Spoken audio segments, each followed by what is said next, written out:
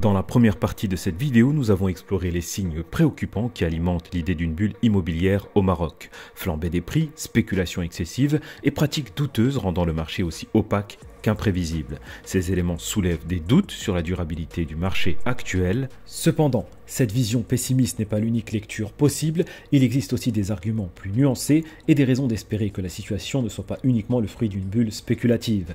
Plutôt que de céder à des conclusions hâtives, il est important d'examiner les facteurs positifs et les forces du marché qui pourraient contrebalancer ces risques. Nous allons maintenant nous pencher sur ces aspects plus optimistes pour offrir une perspective plus équilibrée. En contrepoint des arguments évoqués précédemment, certains défenseurs de l'idée que le marché immobilier marocain n'est pas une bulle soulignent qu'il existe une demande réelle et soutenue. Le Maroc connaît une croissance démographique importante, alimentée par une urbanisation rapide, ce qui engendre un besoin constant de nouveaux logements. Cette dynamique est particulièrement marquée chez les jeunes générations qui cherchent de plus en plus à accéder à la propriété ou à la location. Ce besoin de logement est donc légitime et structurel, ce qui, selon certains, justifie les hausses des prix, contrairement à une spéculation pure. Ainsi, la demande réelle pourrait soutenir le marché et tempérer les risques d'une bulle immobilière.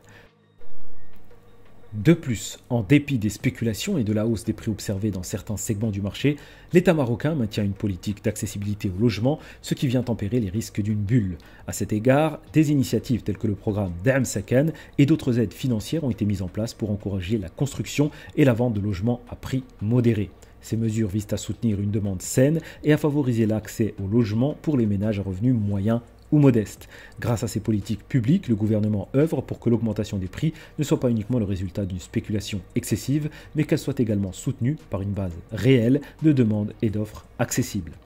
Par ailleurs, l'État marocain est également conscient de la nécessité d'accompagner le secteur de la location courte durée, particulièrement celui d'Airbnb, et s'efforce de le réguler de manière pragmatique, sans imposer des restrictions trop sévères dès le départ. En introduisant la location Airbnb dans le cadre de la loi 80-14 qui encadre les hébergements touristiques, le gouvernement cherche à instaurer une réglementation progressive visant à amener les propriétaires à se professionnaliser. Cette démarche permettra non seulement d'assainir le marché, mais aussi de poser des bases solides pour le secteur, tout en évitant les dérives spéculatives excessives.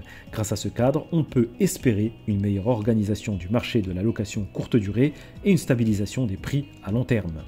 Enfin, il ne faut pas oublier que le marché immobilier marocain possède encore une marge de développement importante, notamment en matière d'infrastructures et de logement. La demande de nouvelles constructions reste forte pour accompagner la croissance urbaine et les besoins des ménages. Dans ce contexte, la hausse des prix pourrait simplement refléter un processus naturel d'adaptation du marché à une économie en évolution.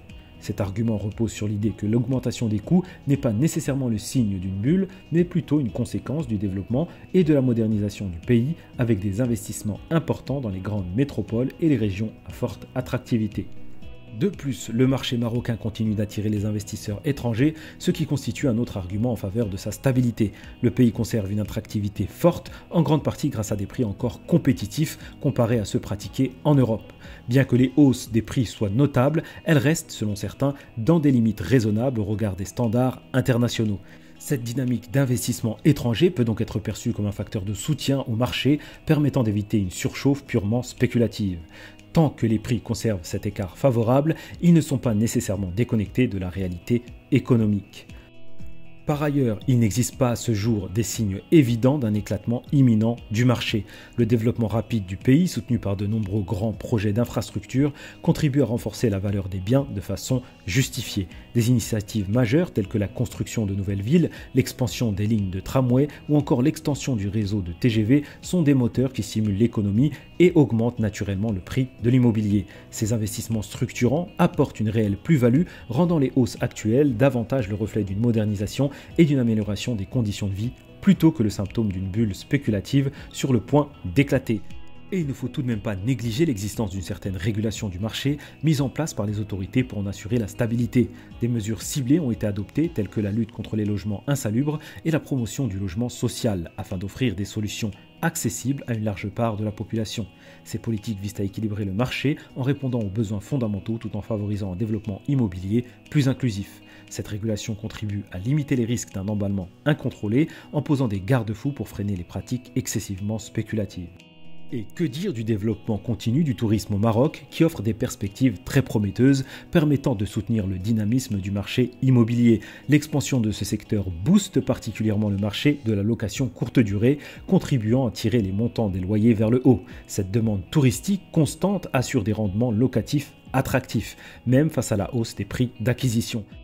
Tant que le tourisme maintient sa croissance, les propriétaires peuvent encore bénéficier de revenus stables et compétitifs, ce qui alimente l'idée d'un marché en pleine expansion plutôt que d'une bulle sur le point d'exploser.